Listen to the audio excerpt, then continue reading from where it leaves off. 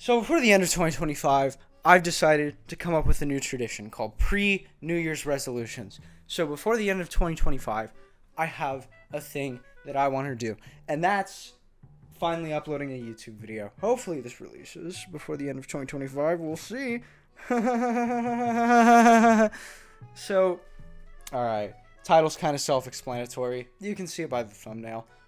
I'm not gonna beat around the bush with this one, but I have something to admit to you all. I've been lying about something for a long time, and it's time that I finally come clean. Y'all remember 2 years ago when I bought my trash can? This trash can here? I have something to admit. I've been lying to you all. I have not been using this trash can, and it comes with a lot of dignity and a very heavy heart to admit that while it worked great for the first year or so, afterwards I just kind of started piling things up on the desk where it sat, and I stopped using it. And I kind of want to explain something here. So, as I use this Mac Pro, I updated macOS on it to newer and newer versions. This was only designed to go up to Monterey. So as it updated, it slowly kind of got more and more deprecated and kind of lost a lot of functionality. It gained some through open core patches. But it became unusable on the latest macOS. I had it on Sequoia, and I couldn't open Chrome. I'd have to wait about 5 to 10 minutes for the settings app to open. It was not a pleasant experience whatsoever. So I had to upgrade. So I thought about it. I have a fairly good use for a desktop Mac as somebody who does a lot of music production work and also like video editing. So I thought, and I sat, and I was like, okay, what do I do? Do I get an M4 Mac Mini? Very great, very cheap machine. Do I maybe get an M2 Ultra, or realistically M2 Max, used Mac Studio? Also a really good option. Probably going to hurt the pocketbook a bit more powerful, maybe better in the long term to go with that used, older, but way more powerful system. I could spend $6,000 on a brand new M3 Mac Pro. And then I really thought about it. I am somebody who uses a lot of pirated software. If the feds are listening, I pay for all of it. Which, some of it is very old and runs only on Intel. And with Apple Silicon, once Apple stops supporting it, that's it.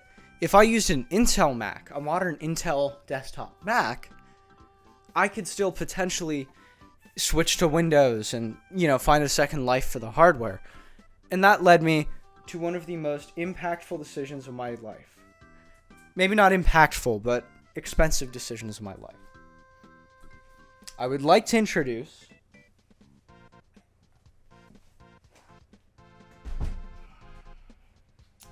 my brand new to me, I would like to preface, 2019 Intel Mac Pro. Apple has said that they're not going to support this past the latest macOS version Tahoe, and this thing costs exactly $1,000 on eBay. What did I get for that money? Let's look inside. So, okay, we're starting on the back because that's how we put it on the desk.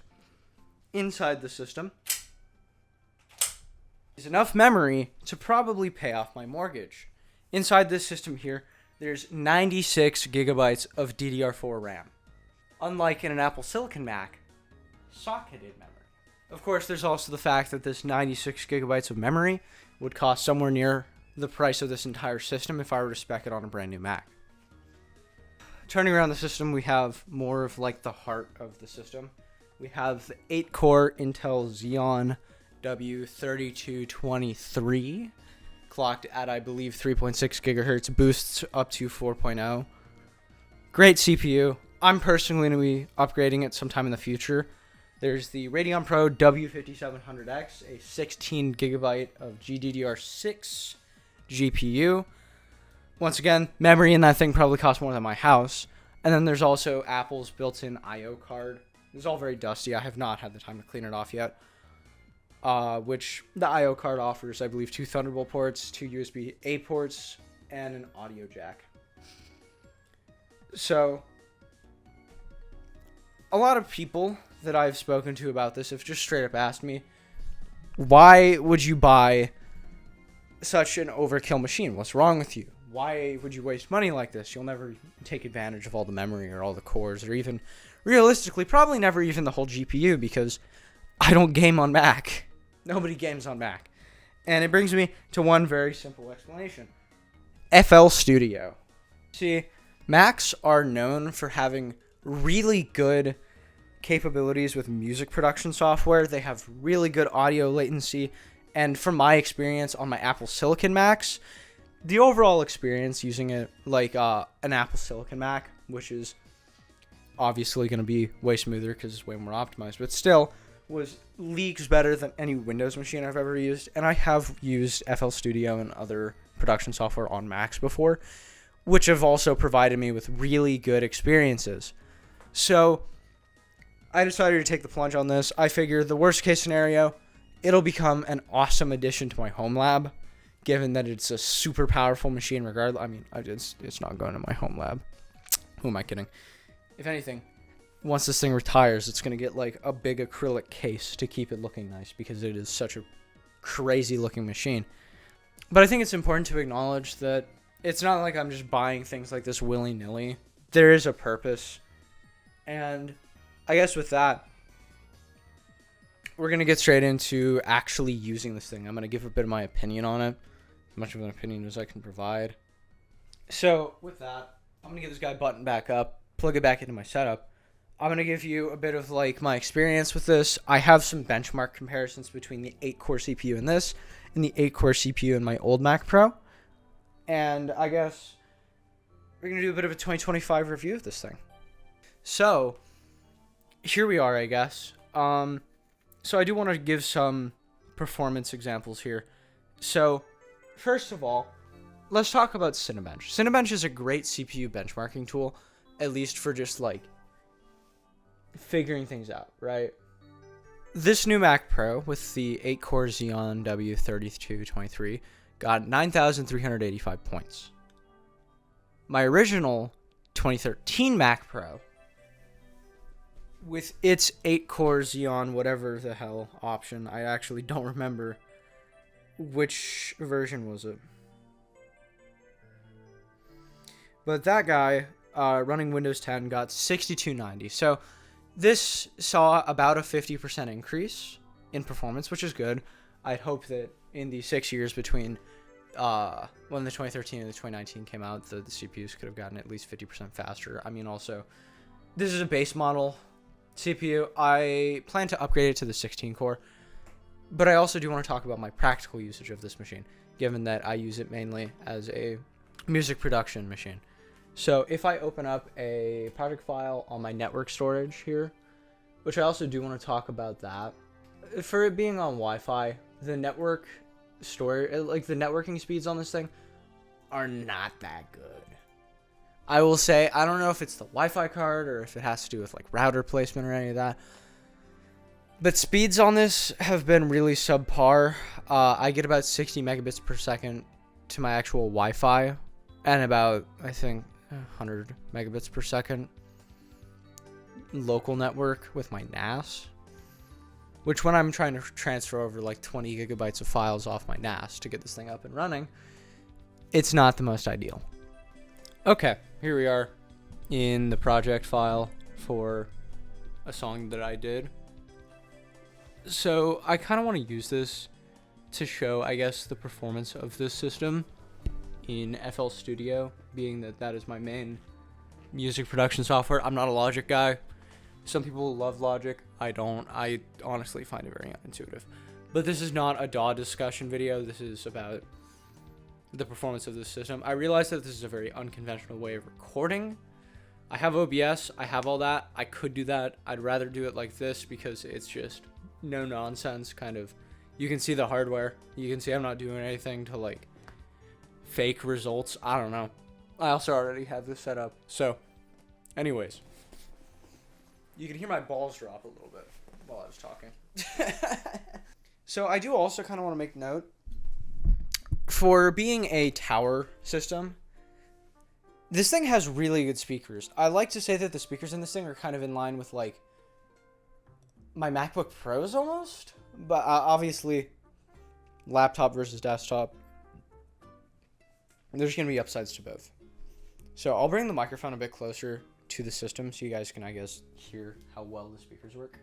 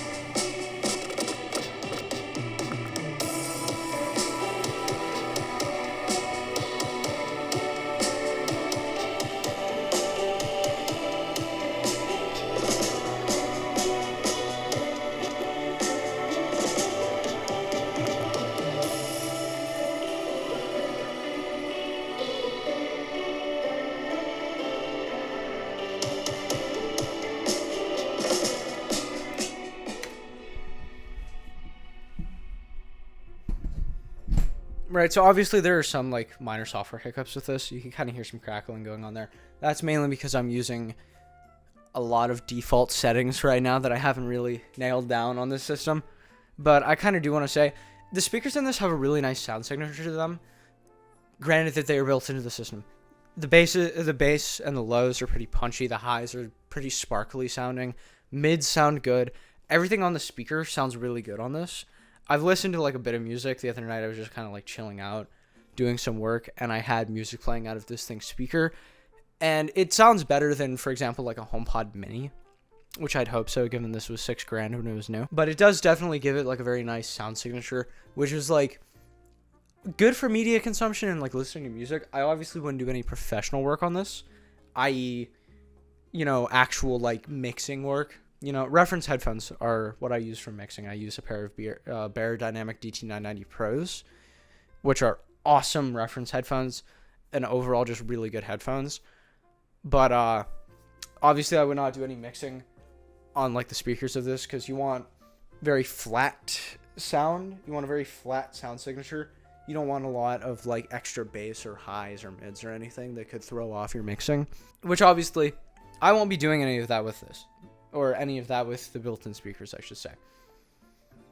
I could. I won't. I also do kind of want to, like, briefly touch on the gaming performance of this system, since it has a pretty decent CPU and GPU and all that. But there aren't a lot of games that I can think of that would run on this. Granted that, like, a lot of the new titles that they've been releasing for Mac recently are Apple Silicon exclusives like Cyberpunk, and I don't have Windows installed in this. So instead, I'm going to boot up old reliable Minecraft. So, okay, I have the latest version of Minecraft with Fabric and some optimization mods and shaders. Distant Horizon, like, stuff to really kind of, like, run this thing through its paces in a way. We're going to turn on rendering for Distant Horizons at 1024. I also have quality set to the maximum preset. CPU load is also set to the max. So we should be getting a pretty good image of how performant this thing is going to be. So we're going to let that all generate and load in. It's pushing like, it's going up as it finishes loading the LODs, it looks like. Right now, frame rate looks really grim. Now, to fix, quote unquote, fix the frame rate, I'm going to press this button here. I'm going to turn on Minecraft shaders as well, because if the game's not pretty, what else am I? Okay, I guess we're not getting shaders with Distant Horizons, but once everything does load in, the frame rate does tend to stabilize around, I was seeing 60 to 120 there. If we turn off Distant Horizons, it becomes a lot more of an enjoyably stable experience. And now if we enable shaders, we can get real Minecraft here. Obviously, not a gaming system. It has a 5700X, and it does have an 8-core CPU and a bunch of memory. It's not a gaming system. It's not going to run video games that look like, super pretty or whatever. Like, that looks great. That looks awesome. That looks like it could be like an animated wallpaper with wallpaper engine. That being said, for playability, maybe go without. Totally playable though. Enjoyable even. I mean, like the other night I was playing Minecraft on this ever since Apple announced this thing back in 2019. I've always thought it would be really cool and really funny to play Minecraft on one of these. Given that it was like a $6,000 computer when it was new. Here I am, 6 years later, playing Minecraft on it. And it's quite possibly one of the greatest gaming experiences I've ever had in my life. But with that, is it worth it for $1,000? Is the 2019 Mac Pro worth it in its current configuration that I have here? It's a great question that I ask myself rhetorically, because worth it or not, it's sitting here and I'm stuck with it. But in all seriousness, is it worth it? It depends. Obviously, if you're somebody like me who wants to have a very expandable Mac with a bunch of upgradability, I'd say yeah, because this is your last shot at ever getting one. Well, I mean, not totally, but this is the last system that Apple will ever make, probably, that is totally upgradable, totally expandable. You can, do whatever you want with it, pretty much. The new Mac Pros, they do have PCIe slots, but they're not like put a new GPU, put a new CPU, put more RAM, put more storage in it, I mean, you can do PCIe storage, but you can't do much else with them. So that being said, yeah, pretty worth it, even though it's a 6-year-old system. And with that, I'm going to end this guy off here. Obviously, I could have gone with a way more performance system, but a way more future-proof system, but this is something special here. So with that, thank you all for watching, and I'll see you all in 2026.